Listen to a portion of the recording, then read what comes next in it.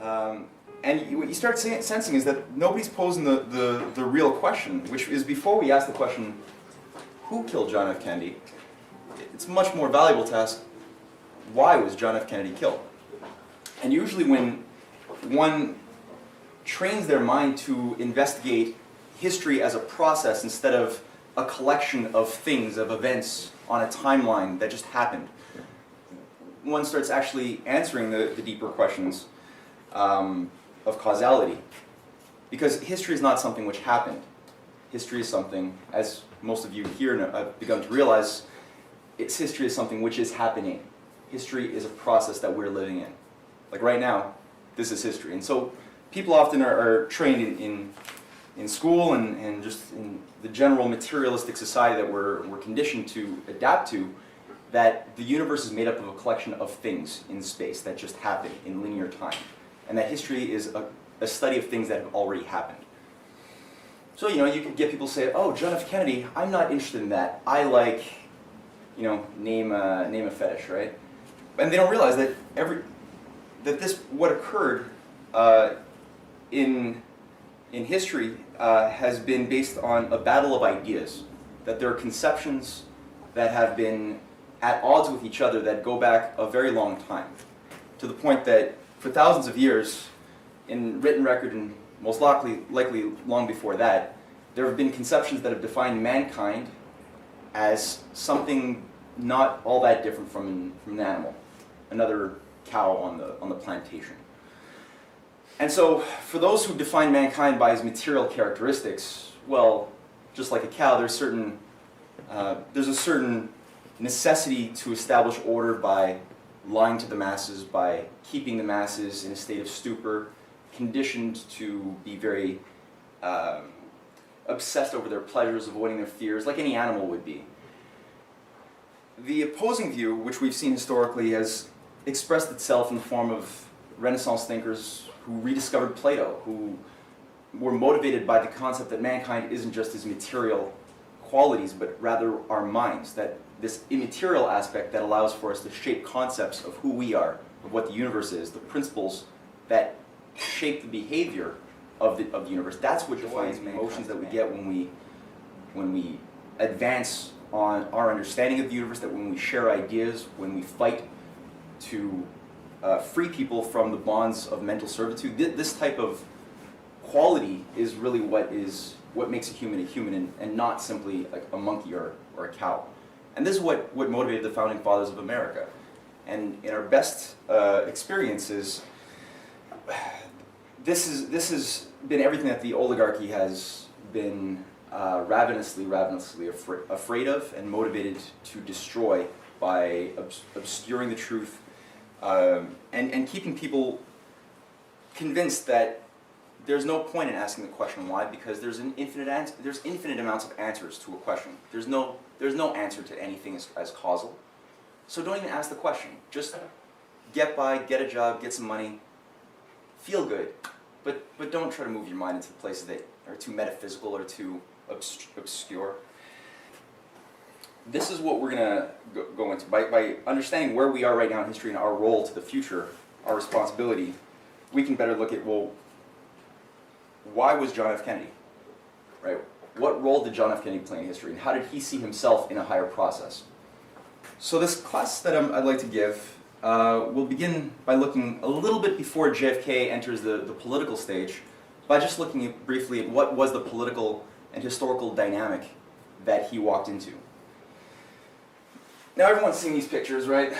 Throughout the course of World War II, you've had an alliance against Hitler, where these three representatives of the Allied powers tended to participate in conferences in Yalta and all over the place together. Now, people's actual understanding of what was going on today is very, very superficial, because you'll always find that Churchill and Stalin are never sitting next to each other. Between Churchill and Stalin, you'll always have Roosevelt. And today, people have an idea that America and Britain have been close friends, since they let bygones be bygones after World War II, and now you've got the Anglo-American allied special relationship, and that's just the way things have always been. The reality is that the course of World War II, as the battle was being waged, it was highly undefined of what the post-war world was going to look like, as it was becoming more and more apparent that Hitler was not going to win because of Roosevelt's intervention into that war. What Roosevelt organized with Stalin was an alliance such that by the end of World War II, the world was going to be dominated by sovereign nation states, not one world government, as the British circles of Churchill, like John Maynard Keynes, had called for as a one world currency under the Bank of International Settlement. The whole policy of the British Empire was to have a one world currency. This was what they wanted the Bretton Woods to be. And you had people like Roosevelt who said, no, the world is going to be governed by sovereign nation states with a concept of progress, and that what we really need is to break out of this whole Wall Street, London desire to have one, total global control, as he knew that people like the Wall Street bankers, like J.P. Morgan, had financed an attempted coup d'etat against him, multiple assassinations against Roosevelt in the 30s. And these networks were active all over France. Vichy France was, of course, a big fascist government that Charles de Gaulle fought against, who supported the Nazis. And Britain, if you look at the royal family of Britain, of the Netherlands, were all devout Nazis. The Queen's own uncle, good King, I believe it's Edward VII, right? No. The eighth? The eighth. Was the biggest European fan of Hitler, who helped supply massive amounts of loans, investments, because they were all eugenicists. Like fundamentally what the oligarchy in their junior partners in Wall Street and the oligarchy in Europe, the old families, what they all had in common is that they were all allied around the idea that mankind being a beast, well, simply that our qualities of who we are defined by our genetics, something material. Thus, for the ruling class, the management of society is who is fit to live and who is not, right? And maintaining that sort of idea of a complete, fixed, controlled system of no change. And that's an empire. So Roosevelt was against that. And Roosevelt and his allies, who understood this, came out very heavily with a continuous message for the post-war world. And Henry Wallace was Roosevelt's vice president. Who here knows Henry Wallace? Yeah. Some? Okay. Partially, I do Partially. know that quote of his, though. That quote of his, I do know it. The code? Yeah, this one, what you're saying, I have heard. Oh yeah, right, okay. So this is a brief message to the American people as a call to action so that people could begin to imagine what the post-war world was going to be. Where he writes, or he actually spoke at a speech in 1942, "This is a fight between a slave world and a free world. Just as the United States in 1862 could not remain half slave and half free, so in 1942 the world must make its decision for a complete victory one way or the other.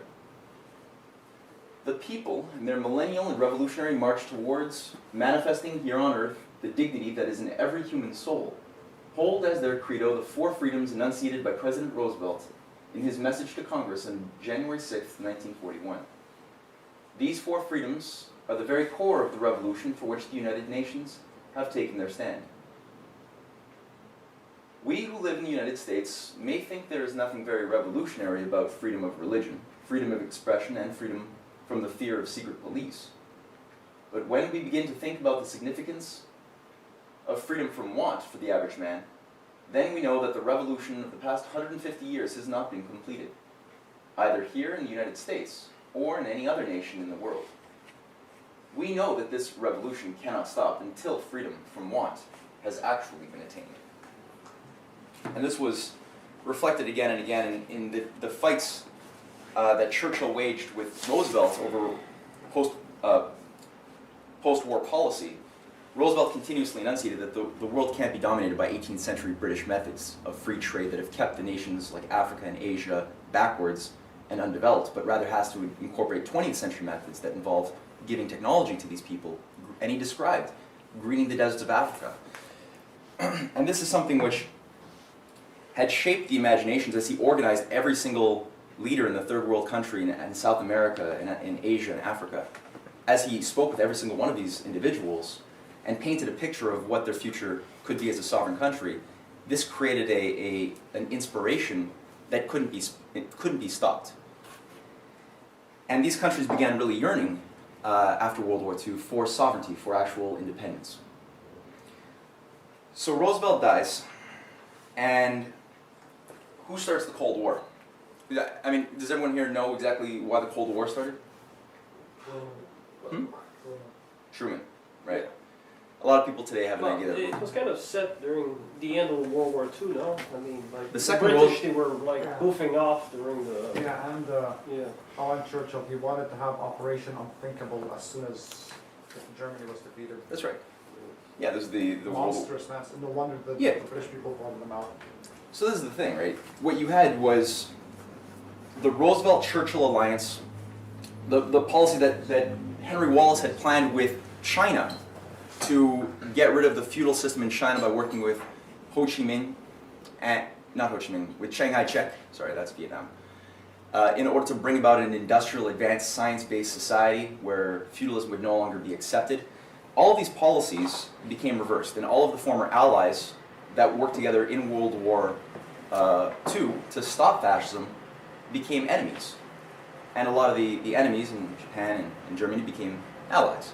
And how was the sleight of hand done? Well, this, like Salim said, this was Churchill himself being on invitation by Truman coming to the United States in '46 and calling for the Cold War. That now an iron curtain has fallen between the countries of socialism and capitalism. And that's going to be an absolute polarization. And no longer is anybody going to try to think about imperialism in its true essence. Because both capitalism and socialism can become imperialist, as we've seen. So the actual real essence of oligarchy was increasingly forgotten. Now, in the midst of this, the oligarchy statement of intent came out very clearly in 1946. Again, this is right after Roosevelt died, and immediately when Roosevelt dies, Truman launches the Churchill-Bertrand Russell option for using nuclear bombs on a surrendered Japan, just as a statement of an Anglo-American global empire, as an ambition. And again, there was like Salim said, there was already a plan in play to start using those nuclear bombs against the Soviet Union to get them to submit. What's this unthinkable business?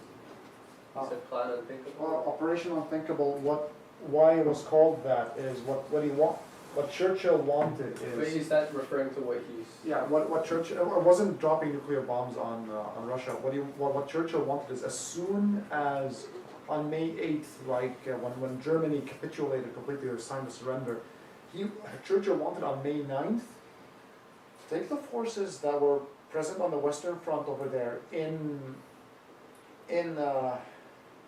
Europe and just attack the Soviet Union.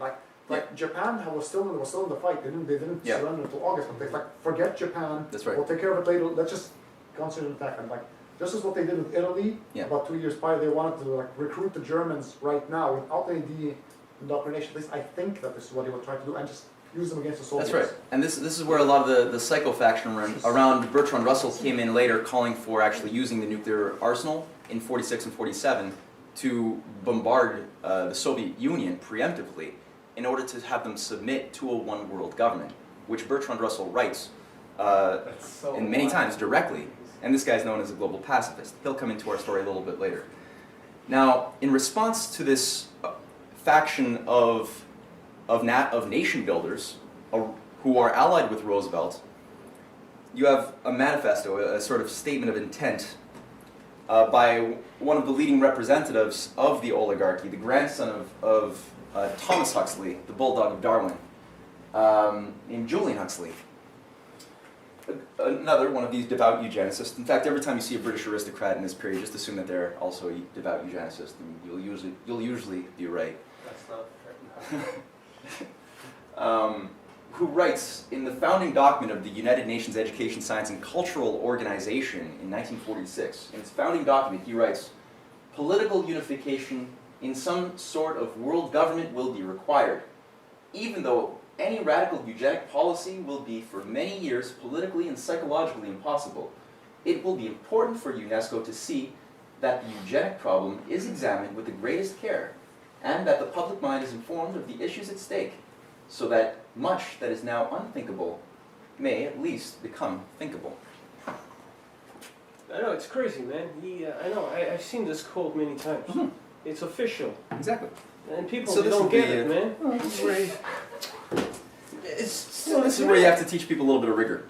But here's the thing, right? Because why is it unthinkable? Because Hitler lost the war and people began to realize what the consequences of eugenics were. Even though you were studying this stuff in McGill College and all of the highest level universities, you get a PhD in eugenics and start promoting science of purification of global society from the unfavored races. So why was this unthinkable? Because, yeah, again, when Hitler lost, people began to realize, okay, there are social and political consequences to these doctrines. They're not just scientific objective theories. And so he's saying we have to prepare the mind of society who just stopped fascism and who was inspired by progress to accept something which is unthinkable. So, in this world, now you have the complete polarization, nations hungry for progress and for a real chance at dignity and defining their own destiny for once. And you have all of these new countries which are being told to pick a side. Soviet bloc, or capitalist. Which extreme are you going to pick? Right? And so JFK is now entering onto the scene where, again, just to point out, the shadow government in this period has created essentially a police state in the United States. The U.S. has become, under McCarthyism, under the J. Edgar Hoover control of the FBI, the U.S. has become essentially a police state. People are snitching on their neighbors, everyone's a communist, and everybody who was, like Henry Wallace, working with Roosevelt becomes labeled a Soviet agent and is expelled from any position of authority in academia, in military, in politics, in intelligence circles, in the OSS. And from the OSS, which was filled with real patriots, you have now the creation of the CIA in 1945. And this is what JFK has to deal with as insane imperial wars like the Korean War have already been underway, and a lot of the greatest patriots have been thrown out of authoritative positions.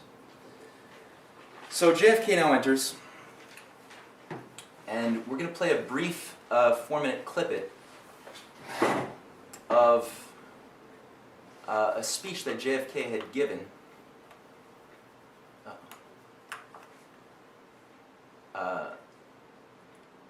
that I think gets at very quickly his general epistemology. The kind of peace that makes life on earth worth living, the kind that enables men and nations to grow and to hope and build a better life for their children.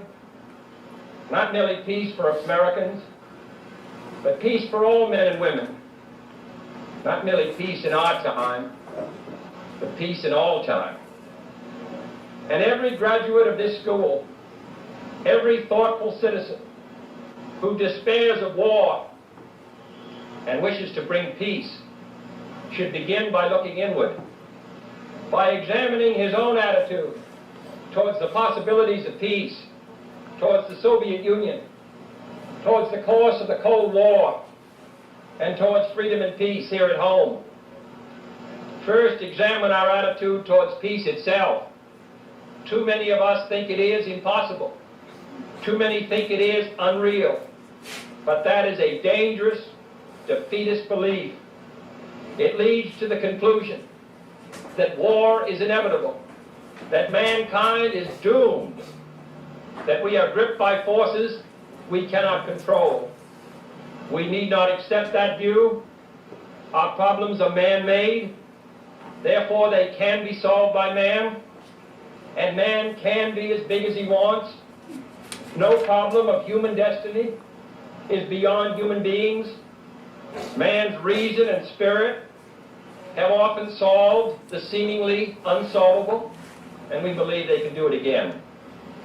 I am not referring to the absolute, infinite concept of universal peace and goodwill, of which some fantasies and fanatics dream. I do not deny the value of hopes and dreams, but we merely invite discouragement and incredulity by making that our only and immediate goal. Let us focus instead on a more practical, more attainable peace, based not on a sudden revolution in human nature, but on a gradual evolution in human institutions, on a series of concrete actions and effective agreements which are in the interests of all concerned. There is no single simple key to this peace, no grand or magic formula to be adopted by one or two powers. Genuine peace must be the product of many nations, the sum of many acts. It must be dynamic, not static, changing to meet the challenge of each new generation. For peace is a process, a way of solving problems. The United States, as the world knows, will never start a war. We do not want a war. We do not now expect a war. This generation of Americans has already had enough, more than enough, of war and hate and oppression.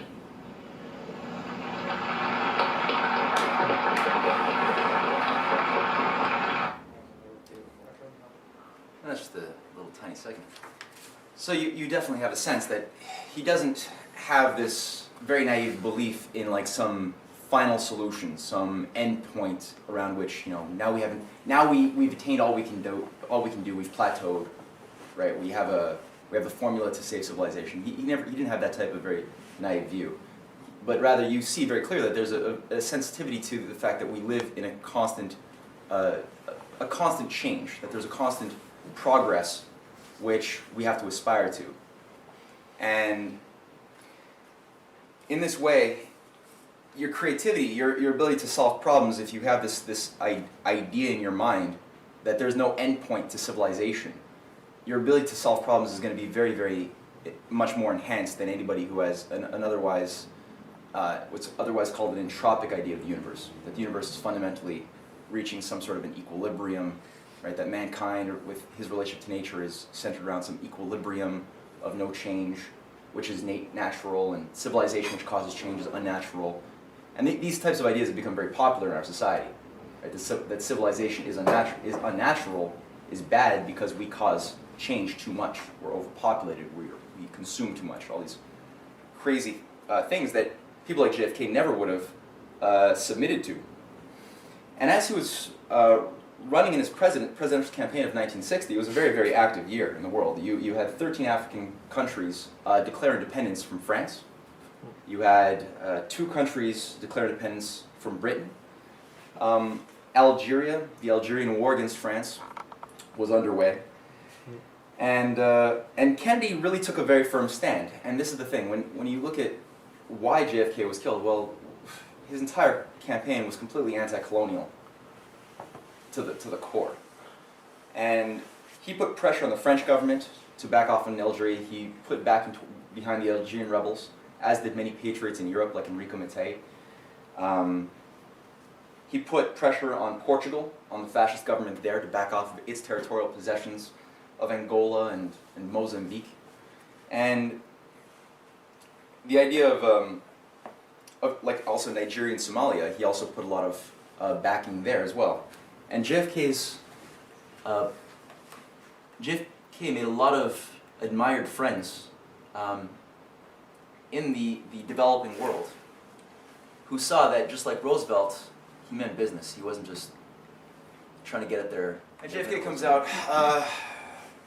Avni, would you care to read a quick quote by JFK at Stanford University in 1960? Call it nationalism, call it anti-colonialism. Africa is going through a revolution. Africans want a higher standard of living. 75% of the population now lives by subsistence agriculture. They want an opportunity to manage and benefit directly from the resources in, on, and under their land. The African peoples believe that the science, technology, and education available in the modern world can overcome their struggle for existence. That their poverty, squalor, ignorance, and disease can be conquered. The balance of power is shifting into the hands of the 2/3 of the world's people who want to share what the 1/3 has already taken for granted. So this is a period ripe with potential, again. At this point, you have John F. Kennedy building strong relationships with Patrice Lumumba of the Congo. Of this fellow here is Ghana's first president, Nkrumah. Over there is a dam that JFK helped sponsor called the Akosombo Dam in the Volta River, which actually has a plaque right next to it dedicated to John F. Kennedy. Because unlike the imperialists who simply wanted to give African countries, they couldn't deny that the developing countries had too much momentum behind them. They were going to get independence one way or the other. The European oligarchy had the intention simply of giving them nominal independence, name only, but prevent them from actually having the means to control their own economic destiny, from controlling their own, like JFK was saying, the bounty on their own land and under their own land, or to have their own national banking systems. These things were not permissible under the logic of empire, who still wanted to maintain the controls and the levers of the system. So, people like Nkrumah, people also like Sekou Touré of Guinea, who built a strong relationship with JFK. JFK actually sent ambassadors to every single African country and told them explicitly to ignore all CIA intimidation, all European intrigues. You are basically, he basically said that you are running the show here. You obey American national policy, me, and none of these other interests. It wasn't just Africa either. You had India. He built up a great relationship with Jawaharlal Nehru of India. Did I pronounce that badly? Yeah? How badly did I pronounce it? Jawaharlal Nehru. That was very close. I think I was very close. Who helped build the most advanced steel industry in India. Indonesia had a president at the time named President Sukarno, who immediately latched on to JFK's offers to help industrialize and build nuclear power. And President Diem of Vietnam as well had a nuclear reactor produced by John F. Kennedy, or John F. Kennedy's assistants. Egypt's Nasser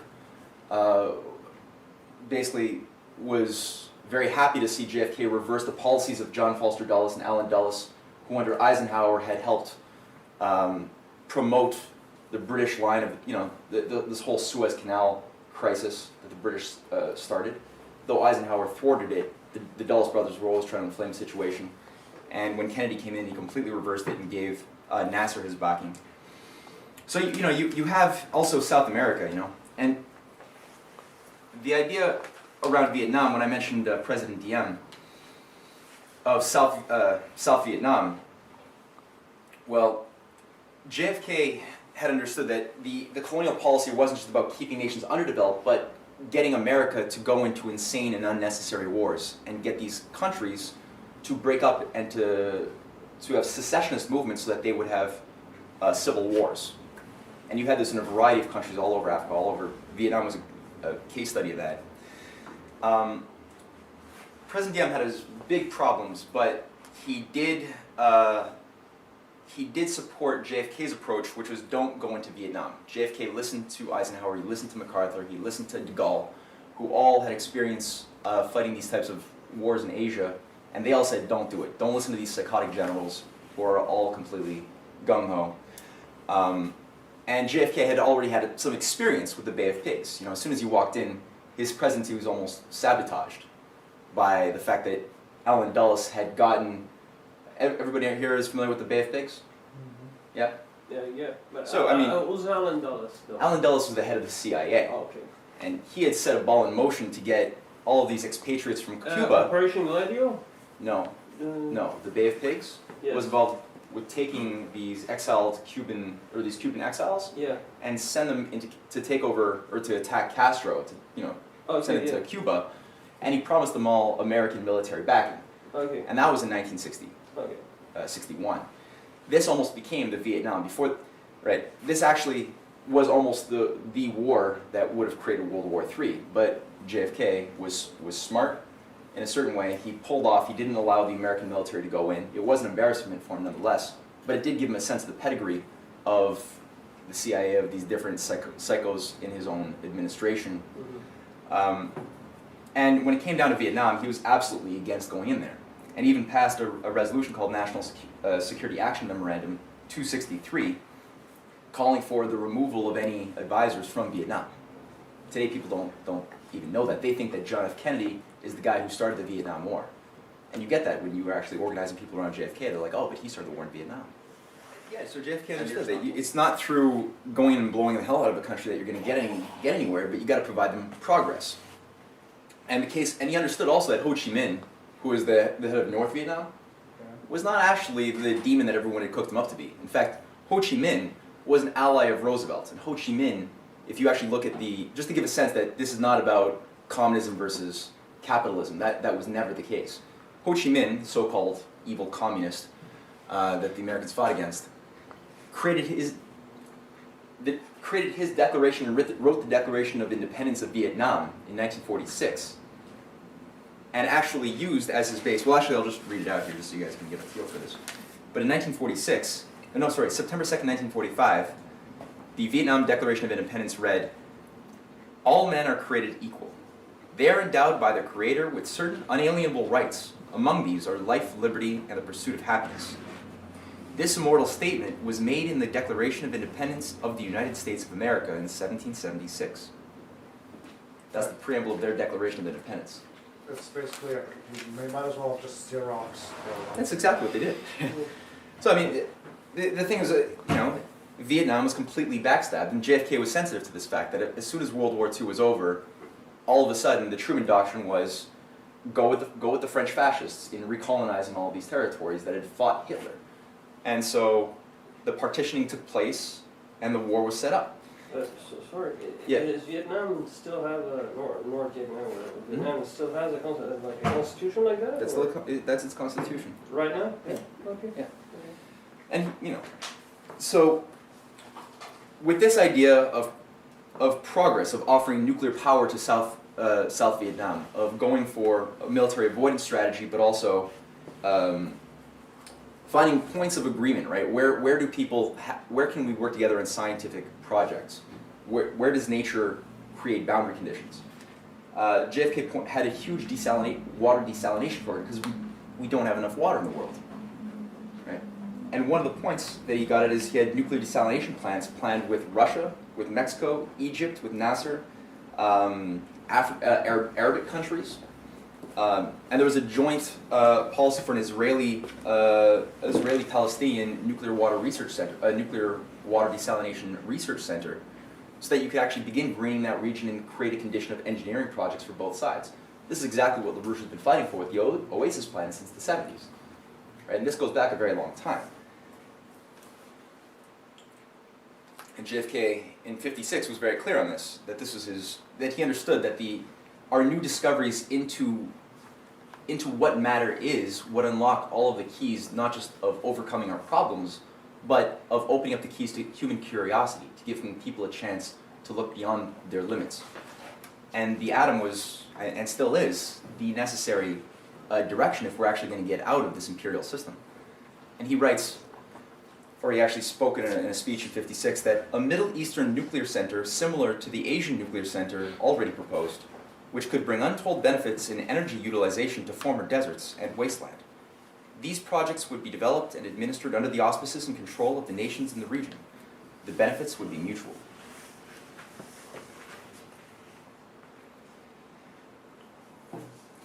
And then, so what do you have? You the whole time you're in the Cold War, you're on the verge of nuclear annihilation every step of the way. And JFK's policy, like we said, it's not just a negation. His idea of war avoidance, as he said and as we've seen, it's not simply stop fighting. It's what is the principle of change that we can introduce to find people who don't think alike to see what unites them in a common mission. And in the case of Russia, I mean, his work there involved not just the Cuban Missile Crisis, where all of a sudden, we all know about the 9 days where we were on the brink of a nuclear exchange with Russia. Right? For 9 days, there were nuclear bombs set up in Cuba that almost triggered a global holocaust. And luckily, Nikita Khrushchev didn't want nuclear war either. He was kind of freaked out by the idea of exterminating the species.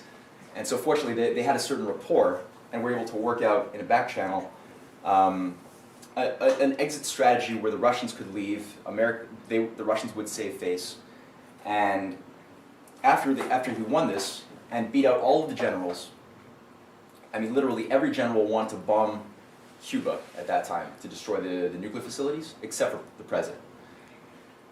And Nikita Khrushchev also had similar problems. All of the generals in Russia were all warmongering maniacs as well, and they were all going for a war in the same vein.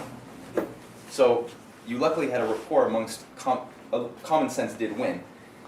And through that came the Test Ban Treaty, where Britain was pissed off because now the Russians and the Americans agreed that no longer were we going to use atmospheric nuclear bomb testing anymore. And we're actually going to start creating corridors of dialogue and entente. All right, so here's the shocking thing. A lot of people today think the whole moonshot was just about beating the Soviets to the moon, right? Remember that? That's all the moonshot was about. The moon landing was just about beating the Soviets, that was all. There's no nobler sentiment than that. Well, actually I was going to play the actual video of JFK, but rather than jump back and forth.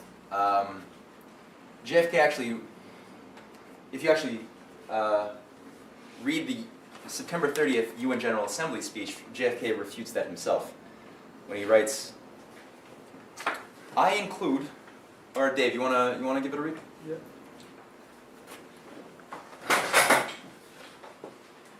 I include among these possibilities for great power cooperation a joint expedition to the moon.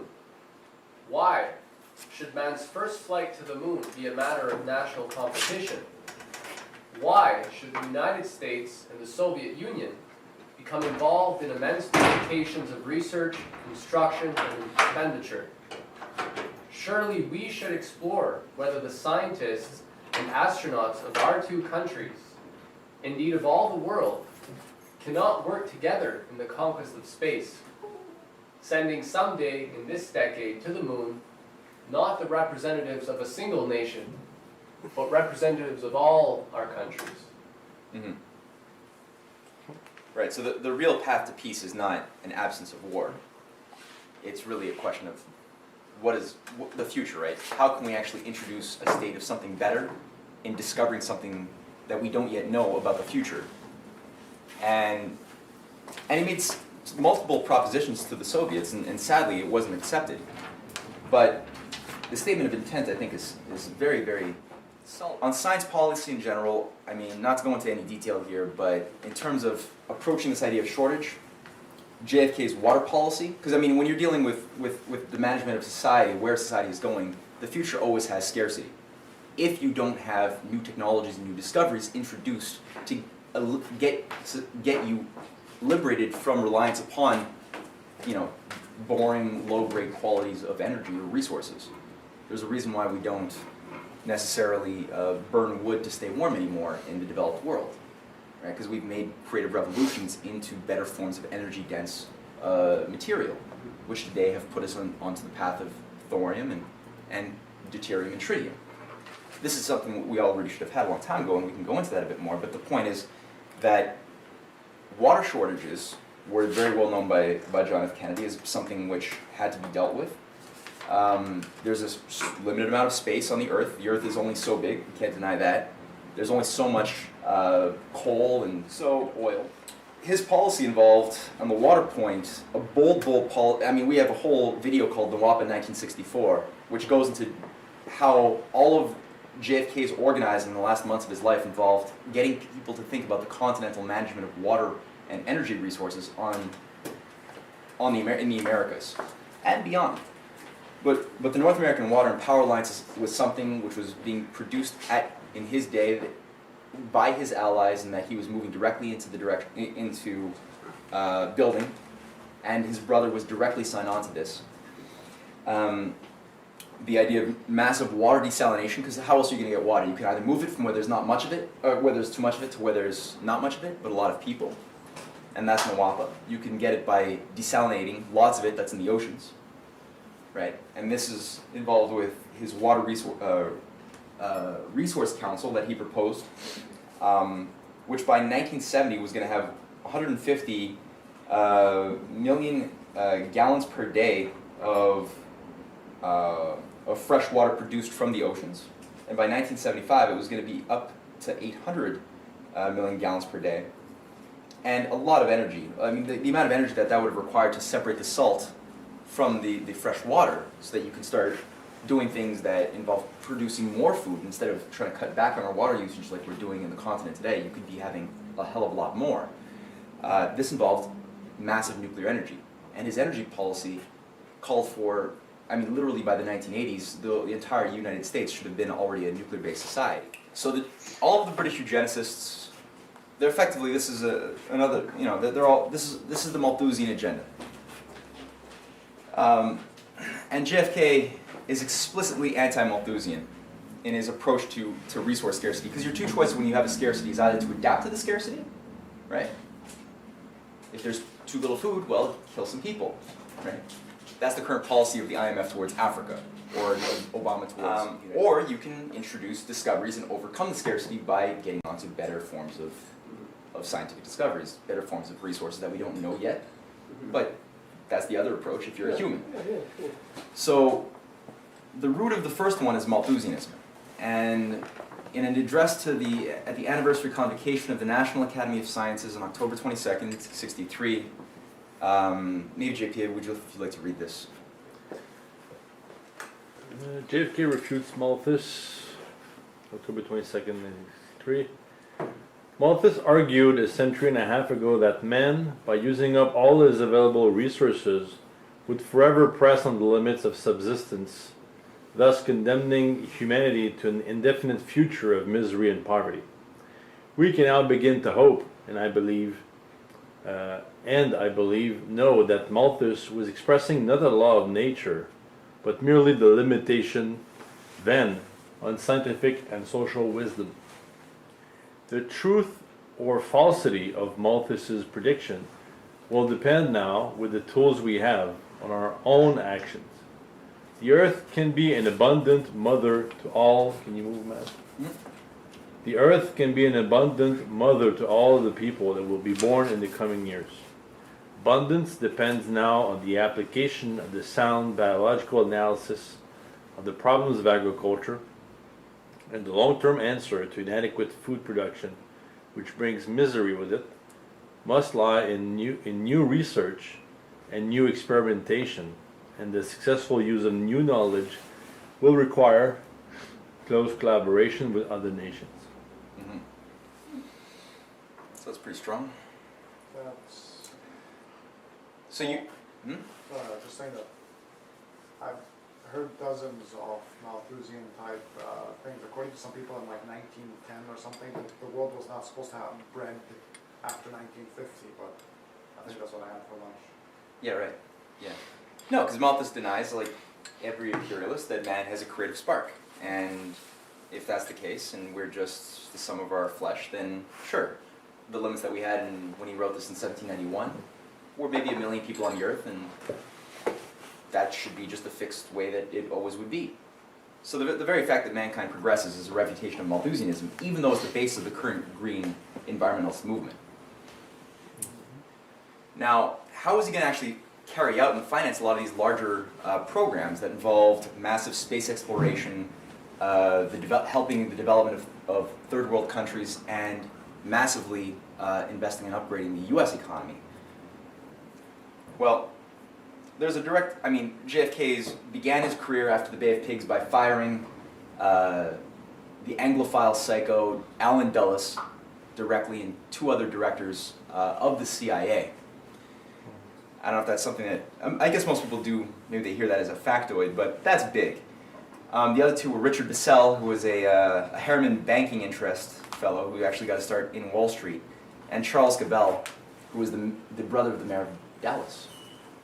And all of these 3 characters were expunged, and JFK was known for having said to his friend Clark Clifford in an interview later that something very bad is going on within the CIA, and I want to know what it is. I want to shred the CIA into 1,000 pieces and scatter them into the 4 winds. Who said that? John F. Kennedy. Wow. And so he had a complete, by understanding the nature of this beast, he threw out a strategy to take complete control over what the CIA was doing with its shadow government functions and its police state crap and all of its regime change operations in banana republics and move it back into the Joint Chiefs of Staff. So, on the one hand, you're taking on this beast. On the other, you do have constant sabotages coming out from Wall Street, from the J.P. Morgan groups that control the steel industry, that are trying to sabotage him, that are contracting the gold supply so that there's no credit that can be made available for the development projects that he's intending to build. And the Federal Reserve is the major mechanism of the London-based oligarchs in the United States to keep the nation submissive to monetarism. So how does he deal with that? Well, who here knew that JFK had a plan to shut down the Federal Reserve? You guys knew about that? You know about that? Yeah, there was an executive order basically that. Yeah. Yeah, so it was actually Executive Order 11110 Something like that he issued on June 4th, 1963, to completely just give the U.S. Treasury the power over issuing notes for the financing and the credit necessary to develop the country's needs. Why go to some private bank like the Federal Reserve at high interest to keep your nation as a debt slave, when you can just do what Lincoln did with the greenbacks and issue the credit necessary? And up until 4 months after his assassination, $4.3 billion of these silverback treasury notes were brought into circulation and used to finance the advancement of things like NASA, of the moon landing and beyond. 4 months after he died, though, these things were discontinued. Though the law still remains to use that, it's never been taken away. However, nobody had the balls to actually shut down the Fed and apply this law, once again, like JFK had done. Though with Glass-Steagall, that's the quickest way of getting at that. Because as soon as you pass Glass-Steagall, you immediately are forced to admit that you're forced to demonstrate that the entirety of the Federal Reserve's asset books are worthless. It's bankrupt. And by admitting that, you can now shut it down and get an actual national bank through the Treasury that JFK was fighting for. So he made a lot of enemies. And he actually, this is a fun little quote where he writes, he spoke 7 days before his assassination that there's a plot in this country to enslave every man, woman, and child. Before I leave this high and noble office, I intend to expose that plot. Now, that's amazing. I've never seen that quote before. I don't know why that's not quoted more, but we should have a sign with that. I agree. For all those people who say we don't believe in conspiracies, like it's easy enough to blow that apart. So the thing, it immediately gets fishy, right? Because who, right after JFK is assassinated, is in charge of the commission to investigate the causes of his death? Well, it's the very guy who headed the CIA, who JFK fired for being a traitor, Allen Dulles. So JFK's arch enemy in the shadow government becomes the guy who heads up the committee to investigate his assassination. As if that's not shady. People say that this is where you get very, very uncreative, brainwashed people who say, "Oh, this sounds like a conspiracy theory," as if that's essentially become. People have been programmed to treat that as a bad word, almost. Yeah, it's like, "Oh, you're a leper." Sorry, I don't want. It is a conspiracy because there's more than one person involved in the thing that, by definition, that makes it a conspiracy. That's right, and that's the whole sick joke of this thing, is that when you actually look at anybody who's been involved in the U.S. government who's been worth anything today or in the past, they all knew and said openly on various occasions that this was a CIA operation, that there was a higher conspiracy to do this, and a simple glancing at the facts is adequate to convince any honest truth seeker that this is the case. The danger today, though, is that being we're in the information society, right? And I'm saying all this as a bit of a disclaimer for what we're about to go into, because people today are very obsessed with information. Show me your information, and then maybe I'll come to a judgment on something. As if the information itself is enough to carry with it the wisdom to say, I will judge something as being right or wrong. It's true that you need information, but in the case of JFK, for example, every single discrepancy, and there's a lot of discrepancies with the Warren Commission report, which Allen Dulles headed up, there's things that when you actually look at the data, the information, and you look at the idea of a lone gunman shooting from a building way behind JFK, right, in a book depository, there's no way that that explanation of a lone gunman and the actual information could ever work. It doesn't work. And it ignores the complete political context of what JFK was doing, who he was fighting against, which structures and forces were operational. It completely ignores all of that. So it's an apolitical, it's an operation. And people like, if you want to look at other conspiracy theorists, well, you need only look at people like Robert F. Kennedy Jr. and his father, Robert Kennedy Jr., who both wrote and believed that the CIA, J. Edgar Hoover, were part of a broader conspiracy to kill John F. Kennedy. Robert F. Kennedy was cited by Avnit in the briefing today, having written a whole expose on this just this week. And another guy would be Lyndon Johnson, right? The very president who took over the reins from John F. Kennedy, said in an interview later on that he was afraid the entire time that he was in there that he had the same the same bullets that shot JFK aimed at the back of his neck the entire time. And he even said that there's an assassination cabal being run by the CIA in the last interview before he died. So, Yeah, sit down. yeah, I can send you anybody who wants any of these sources, I'll send them out by email. Yeah, I heard about that one from Lyndon. I was actually about to say, my God. Mm-hmm. Yeah, he said, I know there's something, but I can't put my finger on it. Like, I know there's this. Look, he was too afraid. capacity.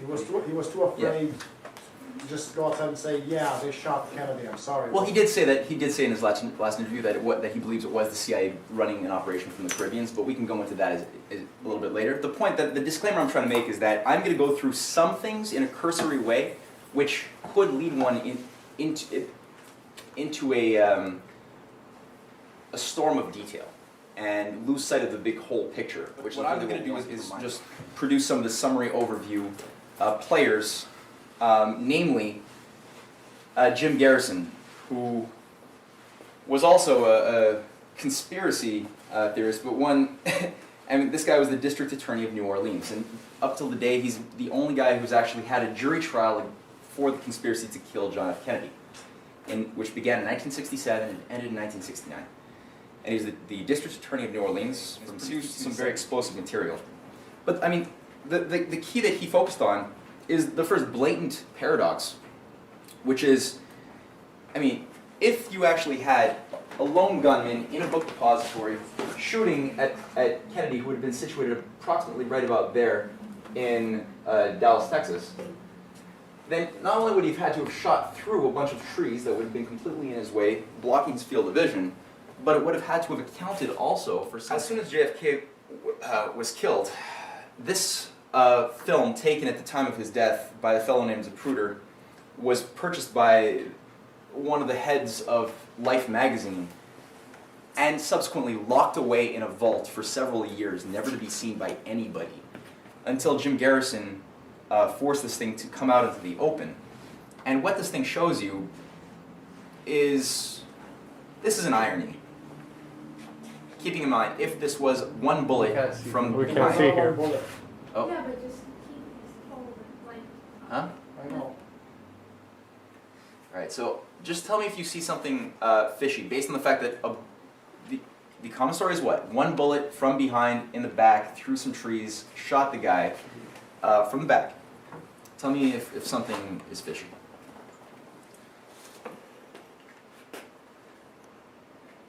I've seen this before. Okay, JFK is shot in the throat. That's the second shot. Now his head explodes. I'm sorry for that's very That's- gruesome. That's what's fishy. That's an exit wound. That's a definite exit wound of a rifle round. It's the momentum It'll cause from the something front to like the that. back.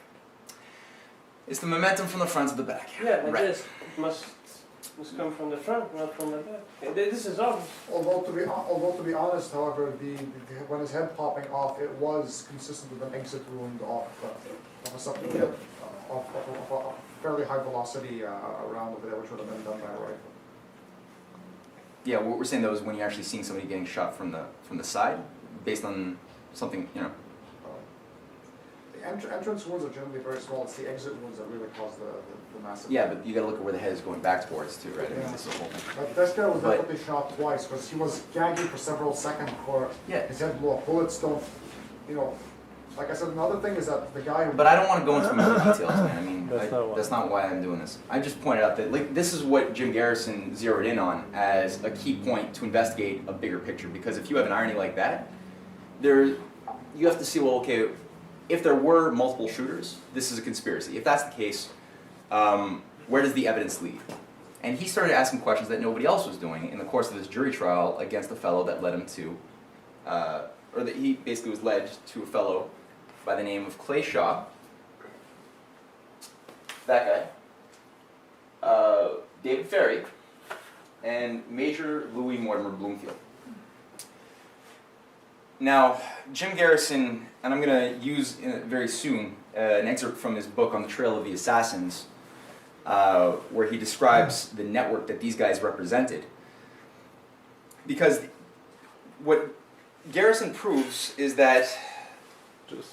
I just want to just put in, like, that if you have ever seen, like, the movie or whatnot, like, if you look into this, most people know Clay Shaw and David Ferry. But Major Bloomfield, where does he come from? Well, that's what we're going to go into. Right, okay. Because, like Pascal just said, even in the Hollywood movie JFK of Oliver Stone, these two guys do come up. This guy does not. And he's the most important one. But in talking with witnesses, and there are a lot of witnesses, and this is actually also something very fishy, but there were enough people who pointed out that the handlers of Lee Harvey Oswald, who himself said that he was a patsy the whole time, who himself warned and sent a note to J. Edgar Hoover warning of an assassination against John F. Kennedy 2 days before it happened. This guy, who was obviously what he said he was part of a network, which is a very weird circus, and you guys can read all about it in the EIR, and I could send articles out. But there was a whole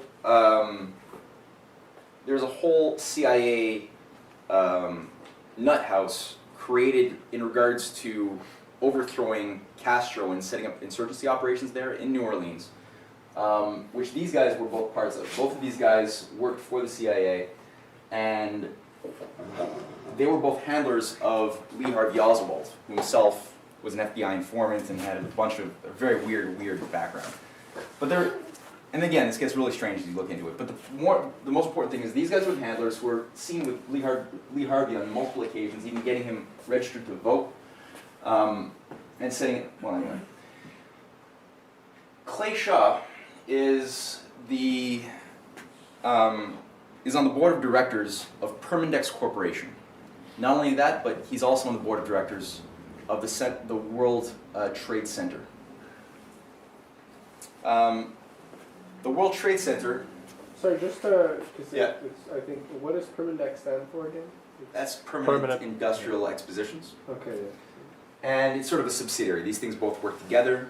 They were founded by this guy, Major Louis Mortimer Bloomfield, who's also a board of director of both of these companies. And he owns 51% of the shares of Permindex at that time. And why does Jim Garrison zero in on these figures and specifically Permindex? Well, Permindex is it's an organization it's a very, very shady thing. Nobody can quite say exactly what it does or what the World Trade Center, they're effectively promoting industrial exhibitions and things like that.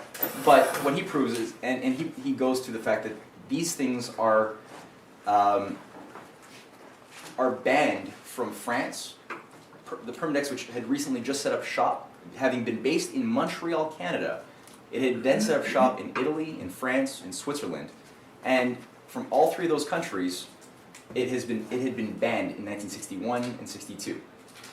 Why was it banned? Because President de Gaulle proved, with his special, he proved that the 13 assassination attempts, at that time there were only a couple, that were run against him, were being financed directly by Permindex. And so these things were not allowed to set up shop anymore in France, in Switzerland, in Italy. And they basically moved their shop down to Johannesburg in South Africa when apartheid was going on and you had a bunch of crazy things there. But anyway, the thing is, why don't we know about these people? And this is the, and also, why didn't Clay Shaw, and even the judge who presided over the trial, which lasted over 2 years, was shocked to find that Clay Shaw was acquitted. He thought, even the judge admitted later in an interview that he thought he was guilty, that enough evidence was proven. But the thing that got him off the hook was that nobody could prove that directly, empirically, that Clay Shaw and David Ferry actually knew each other. David Ferry had he made it easy for, well, David Ferry died, basically, in 1967, through very mysterious circumstances. Clay Shaw basically said, I lied under oath the whole time, just said, I never met the guy in my life, I don't know him. It's all weird that people are accusing me of being with him at parties and plotting the murder of JFK. In fact, even his own associates and friends of David Carey, who had been at multiple parties with these guys, heard them with other figures plotting for a triangulated assassination of JFK, and they gave testimonials. But because no empirical evidence, as if like no multiple signatures on the party list could be found to say, okay, they were both together at this party, because of that, he was acquitted.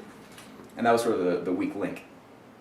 It was only after the party, after the acquittal, that this picture comes up showing that, indeed, David Ferry, looking all crazy and creepy over there on the left, and Clay Shaw with some weird funky wig, are indeed together at some party in 1949 at that. If this had been presented during the trial, this would have completely sealed the deal, and this would have led to an investigation of Permindex. Because that wasn't done, because he was acquitted, the investigation stopped short in an official setting. So I get my question. Yeah. Why Permindex though? We're talking about these figures, but why do we need Permindex to talk about these figures? Because Permindex Clay Shaw sits as a board of director on, he's director of Permindex with Louis Mortimer Bloomfield, and Permindex is the global institution which has been kicked out of France, Italy, and Switzerland for having been caught red-handed running and financing the assassination attempts against de Gaulle, and probably the explosion of the plane that killed Enrico Mattei, who was working with all of these African countries, like Nkrumah, even helping to build the dam in Ghana, working with Nasser to help build the dams there. So Enrico Mattei was an ally of the JFK networks and of de Gaulle, working to thwart the oligarchy, and he was assassinated probably by the same networks. So.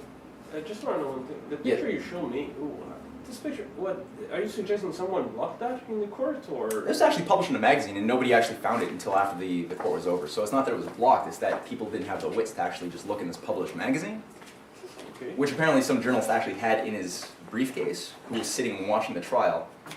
It's very fishy, but it's unfortunate.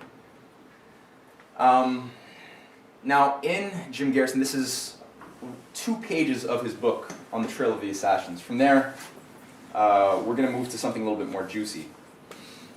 Jim Garrison, who himself was highly slandered his entire life, much in the similar way. If you Google Lyndon LaRouche or you Google Jim Garrison, or usually anybody who tends to say anything true, you're going to get some crazy wild slanders, and that you should test it out and see what you get by Jim Garrison. But this man actually had conviction, consistently fought his entire life to have the truth exposed. And in this book, in '88, writes, "It was not until much later, well after the Shaw trial, when it could have been of any use to us, that we discovered Shaw's extensive international role as an employee of the CIA. Shaw's secret life as an agency man in Rome, trying to bring fascism back to Italy, was exposed in articles in the Italian press, which we obtained from Ralph Schuenmann, secretary to philosopher Bertrand Russell, who had been one of the earliest supporters of our investigation. According to these articles, the CIA, which apparently had been conducting its own foreign policy for some time, had begun a project in Italy as far back as the early 1960s. The organization, named the Centro Mondial Commercial, the World Trade Center, had initially been formed in Montreal, then moved to Rome in 1961. Among the members of its board of directors, we learned, was one Clay Shaw from New Orleans. However, in 1967, the Italian press took a close look at the board of directors of the Centro Mondiale Commerciale and found it consisted of a very curious collection of individuals. The board contained at least one genuine prince, Gutierrez de Spadaforo, a member of the House of Savoy, whence came Umberto, the last of Italy's kings. Spadaforo, a man of considerable wealth with extensive holdings in armaments and petroleum, had once been the Undersecretary of Agriculture for Il Duce, Benito Mussolini. Through his daughter-in-law, Spadaforo was related to the famous Nazi Minister of Finance Hjalmar Schacht, who had been tried for war crimes in Nuremberg. Another director of the Centro was Carlo D'Amelio, the lawyer for other members of the former Italian royal family. Another was Ferenc Nagy, the exiled former premier of Hungary and the former head of the leading anti-communist political party. Nagy also was described by the Italian newspapers as the president of Permindex, ostensibly a foundation for permanent exposition and an offshoot of the Centro Mondiale Commerciale. Nagy, the Italian newspaper said, had been a heavy contributor to fascist movements in Europe. Yet another director was a man named Giuseppe Zigiotti, the president of something with the congenial title of Fascist National Association of Militia Arms. One of the major stockholders of the Centro was a Major Louis Mortimer Bloomfield, a Montreal resident originally of American nationality and a former agent with the Office of Strategic Services, out of which the United States had formed the CIA. This then was the general makeup of the Centro Mondiale Commerciale, on whose board of directors Clay Shaw served. Judging from the background of its members and the fairly heavy activities in which they were engaged, the organization could not be confused with the Shriners of the 4-H Club. What's that? Well, the Shriners is just a bunch of old guys with funny hats, fezzes. I don't know what the 4-H Club is, though, Bob? You know? Yeah, it's like farming, agricultural. Okay. The Centro was described in 1967 by writer Paris Flammonde in The Kennedy Conspiracy as apparently representative of the paramilitary right in Europe, including Italian fascists, the American CIA, and similar interests. He described it as a shell of superficiality, composed of channels through which money flowed back and forth with no one knowing the source or the destination of these liquid assets. The Italian government had no problem distinguishing the organization from the Shriners and the 4-H Club. Before 1962 was out, it had expelled the Centro Mondiale Commerciale and its half-brother Permindex from Italy for subversive intelligence activity. Last page, I promise. Perhaps because of its Montreal origin, the Centro aroused the interest of a Canadian newspaper, Le Devoir. Referring to Ferenc Nagy, one of the Centro's directors, it wrote in early 1967, Nagy maintains close ties with the CIA, which link him with the Miami Cuban colony. Nagy subsequently emigrated to the United States, making himself at home in Dallas, Texas. Summing up the fate of the two related enterprises, Le Devoir stated, whatever the case may be, the Centro Commerciale and Permindex got into difficulties with the Italian and Swiss governments. They refused to testify to origins of considerable amounts of money, and they never seemed to engage in actual commercial transactions. These companies were expelled from Switzerland and Italy in 1962, and then set up headquarters in Johannesburg. The ultimate evaluation of Clay Shaw's Centro Mondiale Commerciale by the Pesa Sera stated, among its possible involvements, supported by the presence in directive posts of men deeply committed to organizations of the extreme right, is that the center was the creature of the CIA, set up as a cover for the transfer of CIA funds in Italy for illegal political espionage activities. It still remains to clear up the presence of the administrative board of the center of Clay Shaw, an ex-major of the OSS, Bloomfield. As for Permindex, which Clay Shaw also served as a director, the Italian press revealed that it had, among other things, secretly financed the opposition of French secret army organization, OAS, to President de Gaulle's support for independence of Algeria, including its reputed assassination attempts on de Gaulle. So the whole book can actually be found online. And this is something some of you guys may have seen walking out of Square Victoria Metro.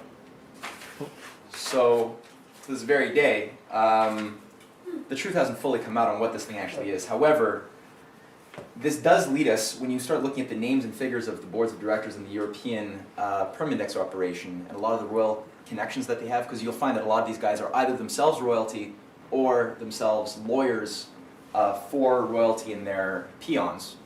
Bloomfield himself was a major lawyer specifically for the Bronfman dynasty, which had been put there by the British Empire to create an entire drug culture and criminal syndicate underworld during Prohibition times that still today runs much of Canadian politics. The Privy Council is endowed with a Privy Councilor named Charles Bronfman.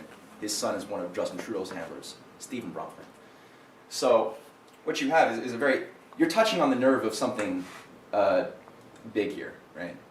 And fine is that there's a higher level to this, where many of these figures, well actually let's just say this, when JFK died, the effect on the culture drove people generally insane, and that's not an exaggeration.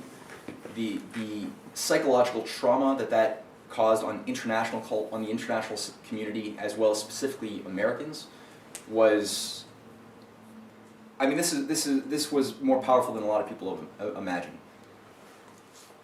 The very creation of the World Wildlife Fund, the creation of the entire environmentalist movement, which is not at all based on saving nature. The founders of it, people like Prince Philip, Prince Bernhard, are renowned for hunting game of endangered species like white rhinos. So they don't really care themselves about conserving nature. In fact, most of the nature reserves that these guys have created over the years are used primarily to train paramilitary groups in Africa and South America, and launder drugs. Yeah, So they just want the public to be out of it and not have to see anything. yeah. So this could not have taken over the cultural imagination and political institutions if JFK had lived. And this is where you have a coming together of the death of JFK and these forces, because, well, the manifesto, even when you go to the World Wildlife Fund website, what they claim is as their self-professed manifesto that created the whole modern global environmentalist movement is called the Morgues Manifesto, co-authored by leading Privy Councilors, Max Nicholson being one, Julian Huxley being another, and representatives of the royal families. This manifesto clearly stated, and it was published in 1961, that all over the world today, vast numbers of fine and harmless wild creatures are losing their lives or their homes in an orgy of thoughtless and needless destruction. In the name of advancing civilization, they are being drowned by new dams or butchered in the course of political upheavals. There will be an international trust registered as a charity in Switzerland under a distinguished group of trustees closely linked with the International Union for Conservation of Nature and Natural Resources. This trust will administer funds raised on a worldwide basis by national appeals in different countries and by a high-level supporting club of leading citizens of many countries.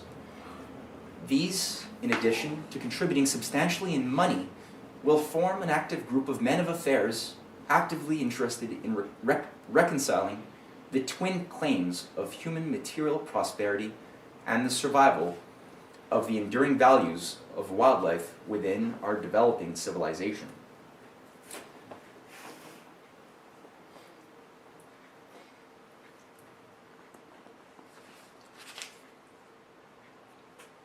What the manifesto and its authors are describing needing to be created in order to essentially save nature from civilization, right? Everything that JFK, that the leaders in African and Asian and South American economies were desiring for a better life involved nuclear power, involved building dams, involved massive infrastructure. All of these things, they're saying, are destructions against nature, the orgy of thoughtless civilization, which has to be made the true enemy, not imperialism, of course, right?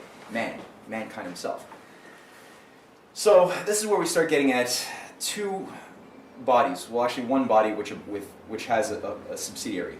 The World Wildlife Fund is created by Julian Huxley, Prince Philip, and Prince Bernhard as the founders in 1961. This thing doesn't have the revenue necessary to fully complete its functions that it wants to do. So a few years later, you have the 1001 Club, upon whose which essentially works as, and it's a self-professed financing mechanism for the World Wildlife Fund. So you have 1,001 chosen men of distinguished affairs who all give $10,000 to become members of this club that's founded by Prince Bernhard and Prince Philip, who had also founded the World Wildlife Fund. And in Canada, the Canadian coalition of these chosen upper managerial members is Louis Mortimer Bloomfield, Maurice Strong, Lord Conrad Black, and Peter Monk. And on the board of directors, when you actually look at the layout of this club, you start getting a lot of people who are all members of the World Trade Organization in Europe, of Permindex. It's one institution. This is all part of the CIA. It's not a CIA conspiracy as such. The CIA itself was created, right, by the British and their Anglophile allies after World War II, but just as a tool to get something higher done. This is where we start getting at the real intentions, the top-down intentions of what's shaping the policies. Just remind me though, how are you making the leap between the whole Permindex thing and the World Wildlife Fund? Like, what's the? Well, Louis Mortimer Bloomfield, who runs, he is the owner of Permindex in Montreal, based out of Montreal, becomes the vice president. He's not just the founding member of the 1001 Club, right? So he's on the list as with these guys, but he becomes the vice president of the World Wildlife Fund during a time in 1974 to 1978 when Prince Philip is serving as its president. And as soon as Bloomfield is relieved of his duties, one Maurice Strong, who's also a founding member of the 1001 Club, takes over for him as vice president of the World Wildlife Fund. Peter Monk, being himself an international, gold and resource mining magnate who brought us things through his Barrick Gold Industries, as the Rwandan massacre of the Hutus and the Tutsis, which Barrick Gold played a leading role in catalyzing and just basic rape of Africa. And Barrick Gold is one of the biggest, dirtiest mining cartels in history. And Lord Conrad Black was, this is the guy who had a global media empire. He's like the Rupert Murdoch of Canada, who gave up his Canadian citizenship so that he could be accepted and rewarded by the Queen to become a Lord in the House of Lords of Britain.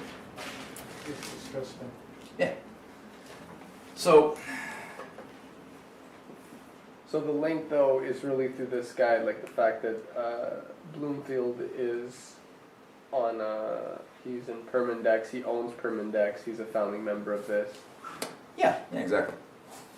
Yeah. Now, what becomes the policy, right? After JFK is killed, well, Maurice Strong is a good indicator in terms of foreign policy about how this whole Malthusian agenda of eugenics is then repackaged under a new form of environmentalism and then brought into countries aspiring for development. Because what does Maurice Strong do? Well, here, just a quick thing. Let's just read two quotes from Maurice Strong. Both from 1992, one from his essay, Rio, A Journey Down a Generation, because he was one of the founding members of the Rio Conference on the Global Environment. He had been the founding member of the UN Conference on the Human Environment in 1972, that first really laid out the thesis of carrying capacity, depopulation as a way to save the world. But so he writes, the concept of national sovereignty has been an immutable, indeed sacred principle of international relations. It is a principle which will yield only slowly and reluctantly to the new imperatives of global environmental cooperation. What is needed is recognition of the reality that in so many fields, and this is particularly true of environmental issues, it is simply not feasible for sovereignty to be exercised unilaterally by individual nation states, however powerful. The global community must be assured of environmental security. So, in another encounter, in an interview during that same year, after the Rio Summit, he's speaking with a woman by the name of Elaine Dewar, who herself is an ecological journalist who writes a book later on called The Cloak of Green, where in the course of her studies for a book that was originally going to promote global greenism is a good thing, she discovers what the real agenda was all about. And in it, she posts this discussion she had with Maurice Strong, who's revealing an idea for a book he wants to write as a thesis. And she's pretty horrified, and rightfully so. Where Maurice Strong writes, "What if a small group of world leaders were to conclude that the principal risk to the earth comes from the actions of the rich countries? And if the world is to survive, those rich countries would have to sign an agreement reducing their impact on the environment. Will they do it? The group's conclusion is no. The rich countries won't do it. They won't change. So in order to save the planet, the group decides, isn't the only hope for the planet that the industrialized civilizations collapse? Isn't it our responsibility to bring that about?" Jesus, no. So I mean, he's saying that. Yeah. All right. You can get I'm the not cloak. asleep, that's it. Here. So yeah, you can actually get the Cloak of Green in order your library. Who's Maurice Strong, right? Because the role he plays is he's brought in through the Privy Council to become the head of the Canadian External Aid Offices in 1967. And in that office, not only is he running, he's running similar conferences, selecting people like Paul Desmarais to head up Power Corporation of Canada, which he was formerly the vice president of, up until '62.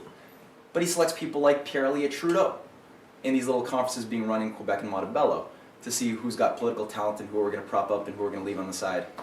So this guy's part of the inner echelon. Himself, just a cardboard cutout recruited by the Rockefellers in the 40s. But the point being is this guy is one of these powerful psychopaths who's been put into a position of a lot of influence.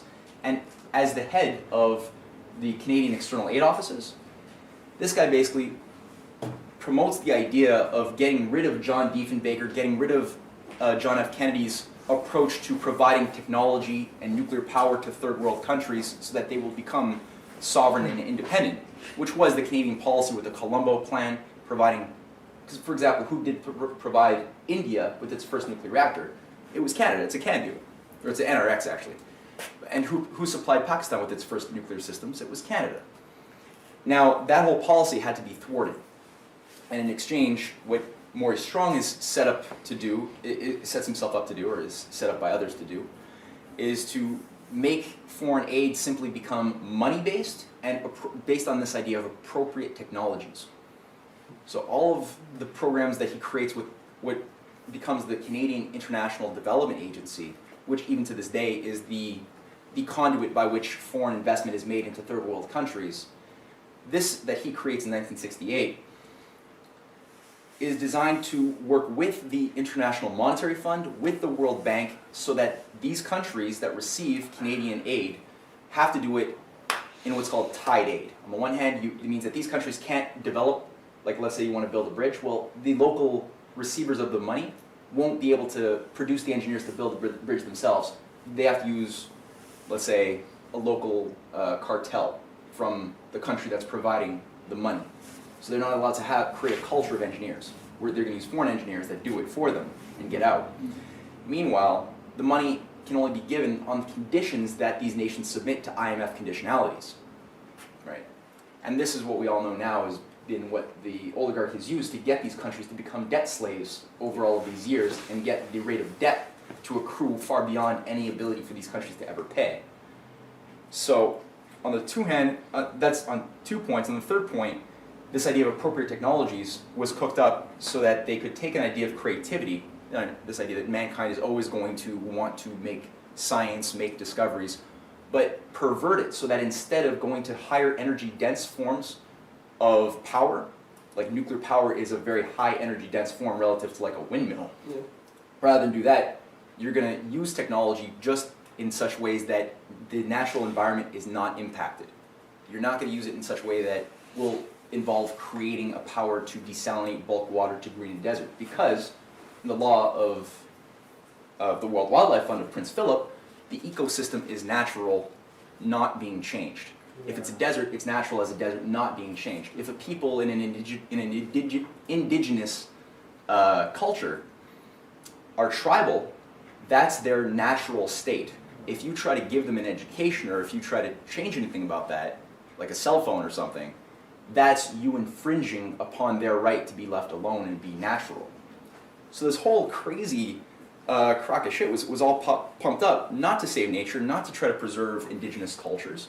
It was done to impose a Malthusian depopulation agenda upon the world, and to get people to really just forget that there is something in Renaissance and classical culture which scares the shit out of the oligarchy.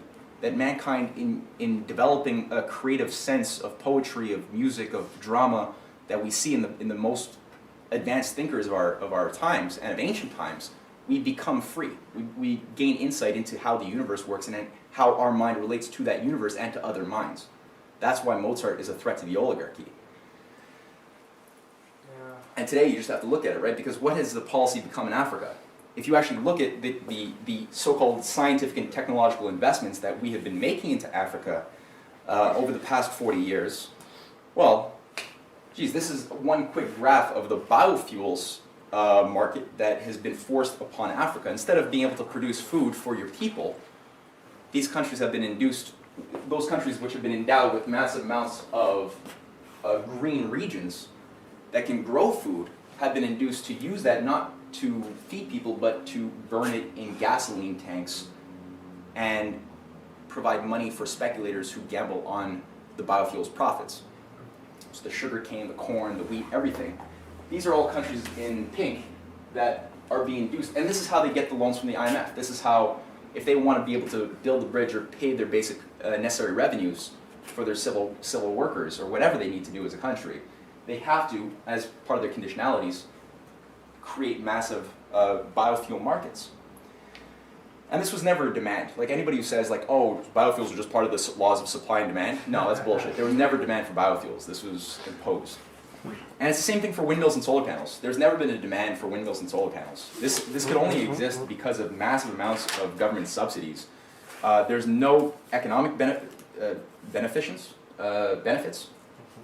to this. The amount of energy that goes into making a solar panel or a windmill turbine is way more than that panel or turbine can actually produce for the net benefit of society. You can't make any argument on any level that this stuff is legitimate.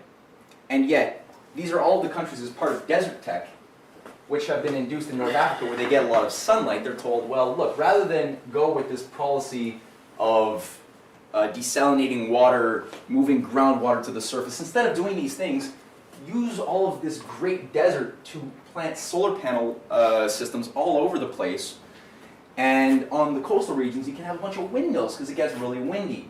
And then, because the green policy has induced people to go stupid in Germany and elsewhere in Europe, so that they've gotten rid of their nuclear power systems, right? Germany's trying to phase out of nuclear power. Italy and all these countries are being induced to do that. So where are they going to get this massive missing black hole of energy that they need to sustain their existence? Well, they can get it from Africa. So the Africans can. Now, how do you get around this thing? Because this is completely anti-human. This is Dark Age thinking. This is like the world is fat type of flat. Yeah. Type of thinking. And so, how do you get out of this? Well, you need to look at.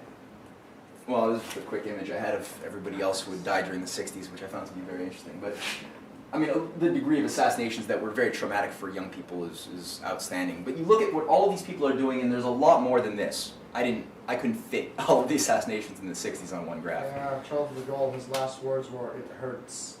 He didn't actually die of assassination. No, He he didn't. survived. He survived more assassinations than any other person. This guy is an unbelievably Yeah. lucky bastard. He had a serious So- guardian angel. Yeah. No, he was smart. But so not just in that time frame in the 60s, but also if you look at all of the assassinations in the world since the Renaissance practically, but especially in the case of American presidents, there's always a common principle that tends to occur. And like Evneet said at the beginning, the question asked is not who killed what president, it's why is it only the good presidents who are shot? And the schmucks, they stay in there, right? No scratch usually. Well, it's because they're doing the same thing. And anybody with a bit of a spark of truth-seeking will be able to quickly discover that there is a principle that they're tapping into and are expressing self-consciously, some more, some less self-consciously, but they're all doing it in a way that will bring about the destruction of imperialism of the global oligarchy. I won't go to that. Sorry. So today, what do you have? You have Russia, you have China, you have a lot of countries rallying to the support of war avoidance on the one hand, Silk Road, or the Iron Silk Road, uniting all of these Asian and Russian economies into Africa to increase real prosperity. Not depopulation, not green anti-science policies, but rather nuclear power, space exploration, and the World Land Bridge is something that LaRouche's been fighting for many, many years. And if you actually look at the Russian government's website, there's been on it for a number of years now, 3 years, actually a little bit longer, the very proposition to build the rail connection under a tunnel between the Bering Strait, which would open up whole new doors of cooperation and new cities, new ideas of expanding civilization into uninhabited territories and creating alliances and bonds with countries that under Obama's policy and under the Queen's policy will become our enemies, and we could be facing what JFK was facing in the Cuban Missile Crisis with the current war policy of surrounding China and Russia. So you do have this intention, you do have policies such as the asteroid defense program of the Russian Deputy Prime Minister Dmitry Rogozin, which is very, very important for people to study, because this is, again, Russian policy. If the US takes down their anti-ballistic missile system, we could unite, as JFK had made the announcement in 1963, we could unite for a common defense of Earth against extraterrestrial, I don't mean aliens, but extraterrestrial problems like giant rocks. And beyond that, we can unite towards space exploration, which goes with. So these policies are available for us right now. And Canada plays a very important role, just geopolitically, in this process as well. And we have when you look at our history, we do have a good aspect, which was the Diefenbaker approach to foreign policy and development versus the Maury Strong version, which we've become brainwashed by. But I figure what we can do in terms of getting revenge for JFK, what they did 50 years ago, I figured I would leave it for LaRouche to say a few closing words that sort of put this all into a deeper context.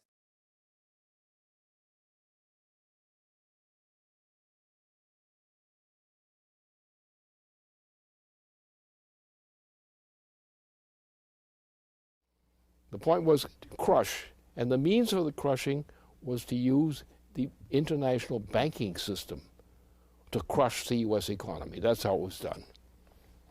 To loot the banks of the United States, to destroy them, and then to turn around and loot the United States. That's what happened. And we continued to be looted up to the time of the Civil War. But then what happened? As usual, the President of the United States was assassinated. Under British direction. It came from London, our enemy. And you look at the list of presidents who were assassinated. Lo and behold, great mystery. Why was it that all the honest presidents were murdered? You go to the list of the murdered presidents. The murdered presidents were all murdered under the direction of the British monarchy and that system. Why don't we wake up? Why don't we wake up to truth? We know this? Okay. Why don't we do something about it? Now we have a new alliance is emerging in this world. It is centered in the Pacific region. Europe is looted. Germany is the last nation which has any remnants in Western and Central Europe, has any significant capability now. And they're trying to destroy Germany because that's an obstacle to what they want to get done. But that's where we're headed, in this direction. So therefore we have no resort except to use our national sovereignty and pass judgment upon what these foreign powers are. Now what we have is, what we have now. China is a nuclear power, as is demonstrated. Russia still has a nuclear power element in it. What's going to happen now? You're now going to try to crush these nations, national groups, which are still viable, where the United States is no longer viable economically? That's what you're up against. Therefore, what we have to do now, by hook or by crook, as they say, we have to throw this system out. We have to foreclose on all these swindling banks. Look at the banks in Germany of question are swindlers. It's a complete fraud. It's been gone through. It's a complete fraud.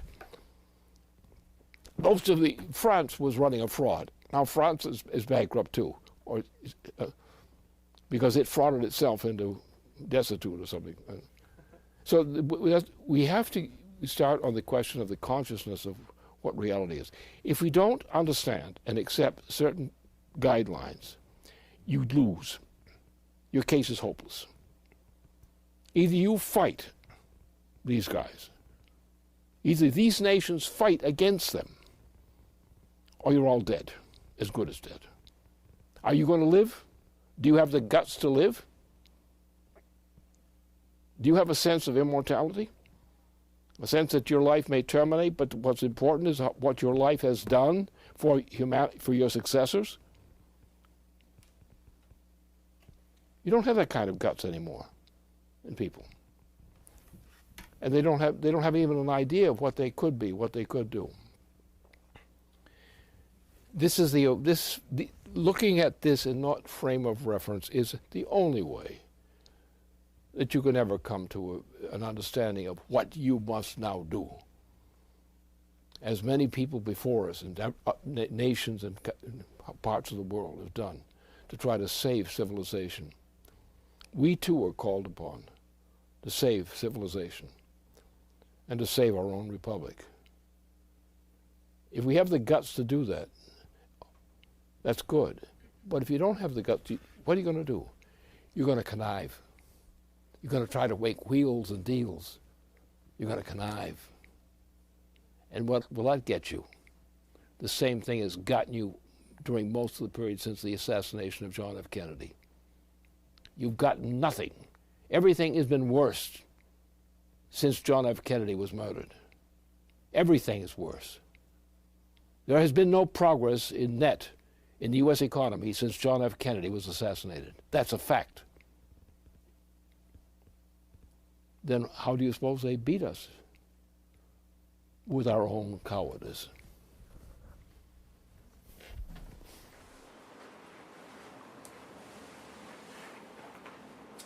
So I think that ended quite well. The issue of immortality that LaRouche has been hammering at is really the key that one would see and feel from the writings of JFK and the life that he lived and people who had a similar identity, which is the thing that, I think this really hammers at the point. People don't realize the power that we have. Right? If you think about what mankind represents in the universe, it's the most incredible thing in terms of the power we have to accomplish great changes within not just the Earth, but beyond, for as long as space-time continues to exist, which I don't foresee ending anytime soon. You have something which people completely lose with this green ideology of man as a virus. Our only property is the destruction of nature, because every time we try to build civilization, we destroy things. So this is the thing that we have to really work on tapping into, and we have to organize to do that, because you can only find yourself elevating somebody else if you yourself tackle your own inner demons that are keeping you from becoming elevated. And that's the way that history moves, right? People actually jumping into the fire and figuring out how do we get over our blocks that are keeping us from becoming what we need to be if humanity is going to survive. So if you guys have any questions, we can...